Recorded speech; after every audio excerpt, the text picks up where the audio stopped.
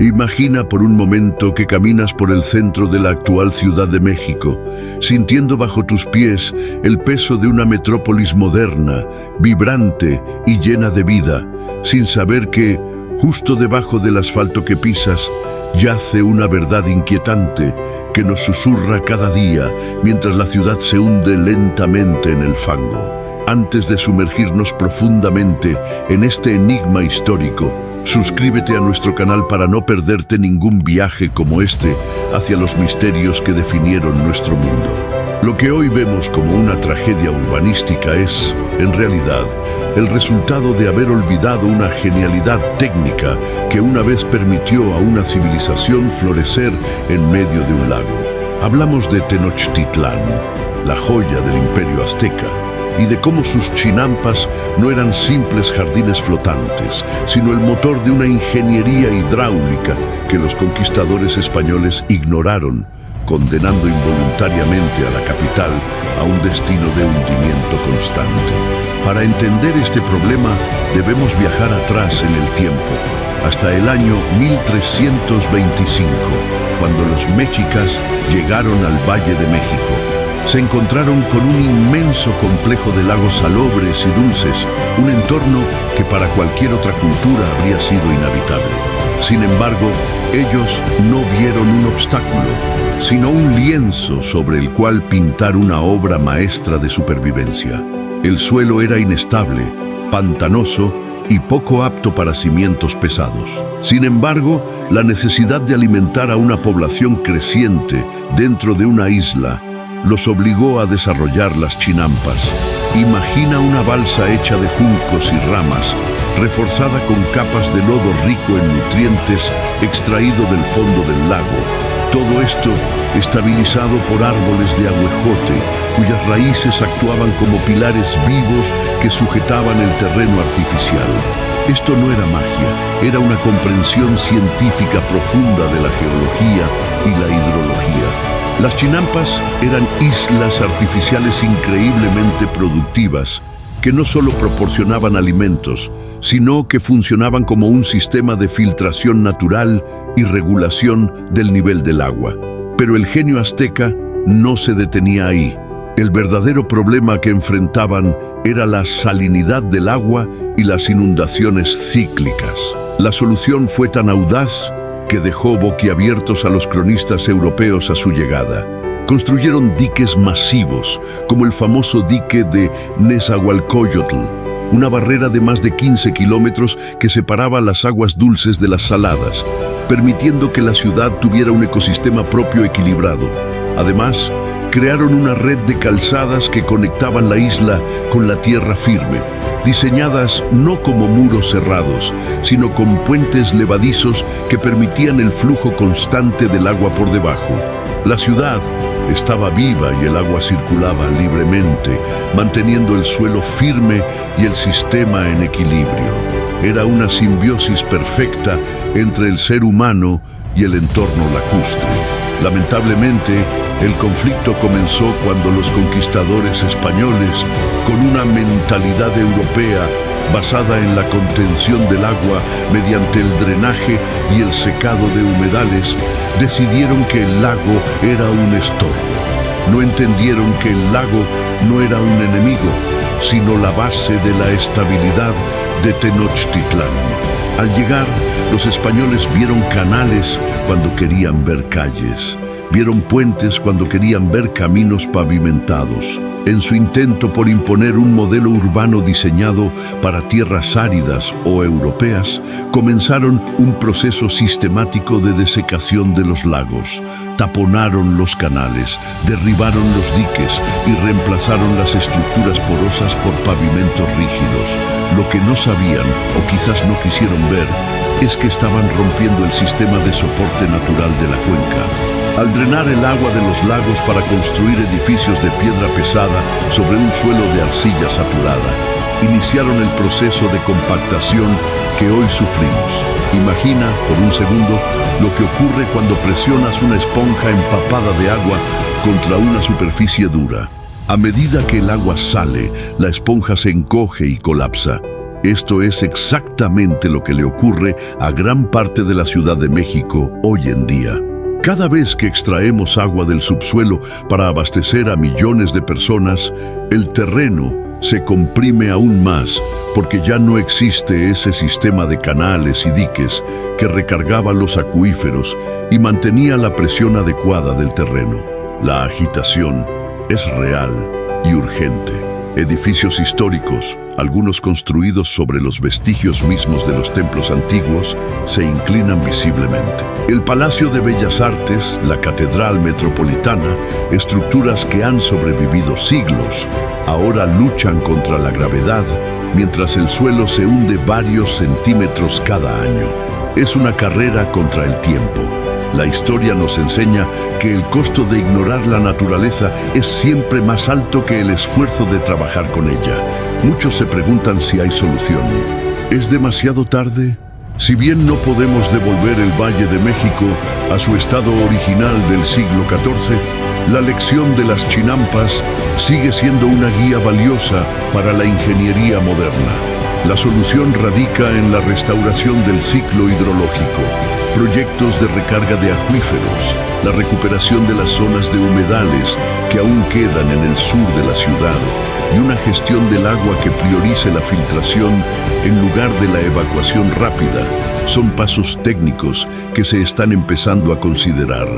Debemos aprender de la forma en que los aztecas entendían que la ciudad debía ser un sistema permeable. Una ciudad que respira es una ciudad que permanece en pie. La tecnología actual, combinada con el conocimiento ancestral sobre el manejo del agua, podría frenar este hundimiento dramático si cambiamos nuestra visión de lo que significa construir en un entorno natural. La transformación es posible, pero requiere un cambio radical en nuestra relación con el suelo. Debemos dejar de ver el urbanismo como una lucha contra la geografía y empezar a entenderlo como una colaboración. Cuando observamos cómo las chinampas lograron sostener una densidad poblacional impresionante sin hundir el terreno durante siglos, nos damos cuenta de que hemos perdido una sabiduría crucial. La modernidad no tiene por qué significar la destrucción de lo que nos mantiene a flote. Si los mexicas pudieron diseñar una ciudad sobre el agua hace 700 años, ¿por qué nosotros, con toda nuestra tecnología, no podemos diseñar una ciudad que sepa vivir con ella? La respuesta no está en el concreto, sino en el respeto por los flujos naturales que nuestros antepasados dominaron. Cada vez que el suelo cede un poco más bajo el peso de nuestra ignorancia sobre el pasado, perdemos un fragmento de nuestra historia. La catedral, las plazas y las calles coloniales son testigos silenciosos de un error de cálculo histórico que nunca se corrigió. El hundimiento de la ciudad no es solo un fenómeno geológico, es una advertencia de la historia misma sobre la importancia de la sostenibilidad. Si queremos preservar nuestro legado, debemos mirar hacia los canales y diques que fueron enterrados. Debemos entender que la ingeniería no debería ser una imposición, sino un diálogo. La lección de las chinampas es un faro de ingenio que nos señala el camino de regreso al equilibrio. Nosotros, como sociedad moderna, tenemos la responsabilidad de replantear nuestra infraestructura. La solución no es solo técnica, es también educativa. Debemos entender por qué Tenochtitlán sobrevivió donde nosotros estamos fallando. Si nos fijamos en la forma en que los aztecas distribuían el peso, en cómo gestionaban la humedad y en cómo diseñaban sus espacios abiertos, encontraremos las claves para un futuro más resiliente. No se trata de volver al pasado, sino de recuperar los principios inteligentes que fueron olvidados en nombre de un progreso que ignoró la fragilidad del suelo. El hundimiento de la ciudad es el precio de nuestra desconexión con el entorno, pero también es nuestra oportunidad para demostrar que podemos aprender de la historia. Te invito a mirar la arquitectura de tu propia ciudad con otros ojos. ¿Cuántas veces ignoramos la geografía local en favor de estándares globales? La próxima vez que pasees por un lugar histórico, recuerda que bajo cada piedra hay una historia de ingeniería y supervivencia que espera ser comprendida. La arqueología no trata solo de objetos antiguos, sino de soluciones actuales a problemas que siguen vigentes. La historia es un ciclo y tenemos el poder de romper este ciclo de hundimiento si aplicamos el conocimiento que nos dejaron nuestros antepasados. Ahora que conoces el origen de esta crisis técnica y la genialidad que la precedió, te pregunto, ¿crees que la arquitectura moderna será capaz de aprender de estas técnicas antiguas para salvar nuestra infraestructura? Deja tu opinión en la sección de comentarios, porque tu visión es fundamental para seguir reconstruyendo juntos estos hilos de la historia. Si este video te ha ayudado a entender mejor por qué nuestra ciudad se hunde y cómo la ingeniería antigua tiene mucho que enseñarnos, dale un me gusta, compártelo con alguien que adore los misterios de la historia y, por supuesto, suscríbete y activa la campana para seguir explorando las maravillas y los olvidos de las grandes civilizaciones. Gracias por acompañarnos en este viaje por el pasado. Un pasado que, como hemos visto hoy, nunca está realmente detrás de nosotros, sino debajo de nuestros pies, esperando a que lo escuchemos. Nuestro próximo destino será igual de sorprendente. Así que mantente atento a nuestras próximas investigaciones arqueológicas sobre los secretos que aún aguardan en las profundidades del olvido. Hasta la próxima. Sin embargo, antes de que el silencio de este episodio nos envuelva por completo, me gustaría invitarte a profundizar un poco más en un fenómeno que a menudo pasamos por alto mientras caminamos por las calles de nuestras urbes modernas. Si nos detenemos a reflexionar sobre la erosión y la inestabilidad de los terrenos, descubriremos que el problema no reside únicamente en la falta de cimientos profundos, sino en una desconexión casi total con la hidrología natural de las cuencas que ocupamos. Antiguamente, los constructores no luchaban contra el agua, sino que la integraban como una variable fundamental en su ecuación de diseño. Observar las ruinas de civilizaciones que prosperaron en terrenos pantanosos o inestables nos revela una maestría en el uso de materiales flexibles y sistemas de drenaje pasivo que hoy, en nuestra era del hormigón rígido, hemos intentado reemplazar con costosas bombas eléctricas y sellados artificiales que, irónicamente, empeoran la saturación del suelo a largo plazo. Imagina por un momento las antiguas ciudades lacustres, donde la propia estructura del edificio funcionaba como una balsa, capaz de acomodarse a las fluctuaciones del nivel freático sin fracturarse. Mientras que hoy obsesionamos a nuestros ingenieros con la rigidez, exigiendo estructuras que se mantengan inmóviles ante cualquier movimiento, ellos entendían la arquitectura como un organismo vivo que debía respirar y adaptarse. Este contraste entre la rigidez del presente y la adaptabilidad del pasado es lo que realmente marca la diferencia entre una infraestructura que perdura siglos y una que se desmorona en décadas. La lección aquí no es técnica, es filosófica.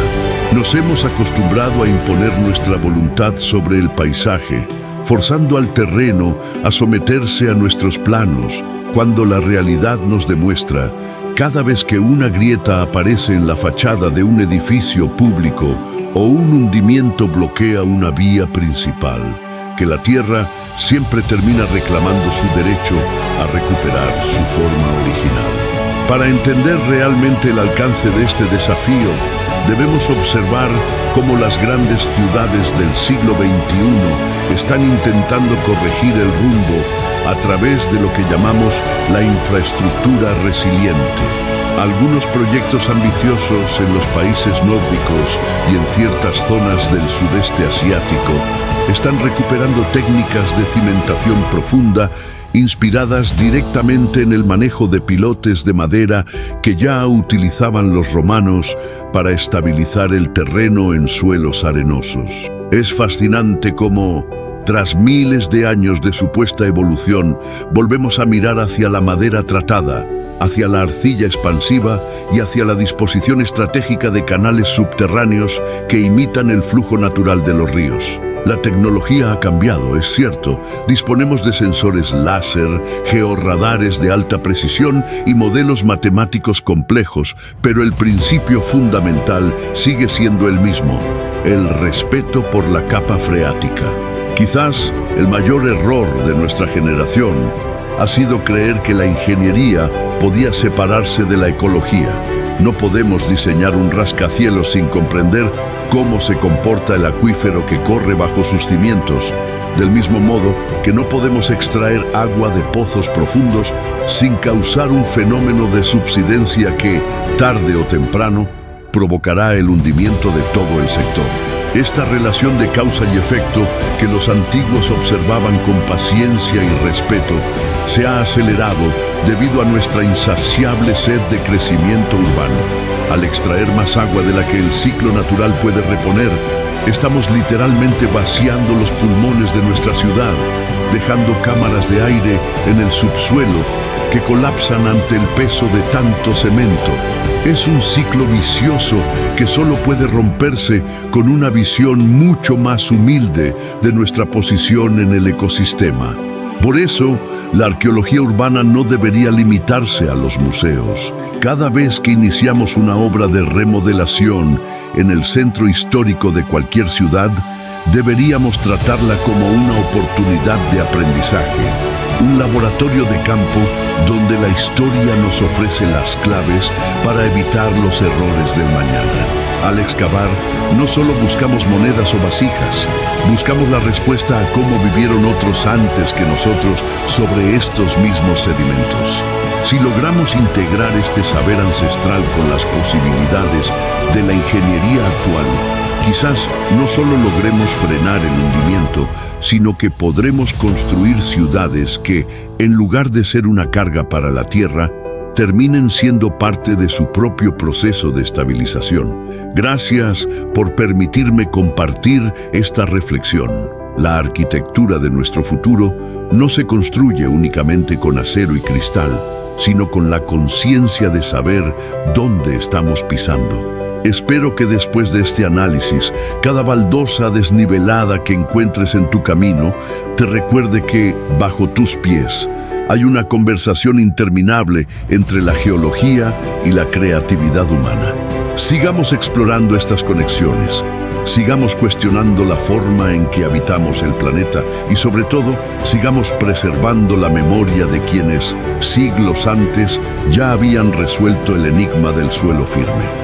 Nos vemos en nuestra próxima expedición, donde seguiremos desenterrando los secretos que el tiempo se ha encargado de ocultar, pero que la historia, si sabemos escucharla, siempre está dispuesta a susurrarnos al oído. Hasta la próxima aventura, y no dejes nunca de observar lo que se esconde bajo la superficie.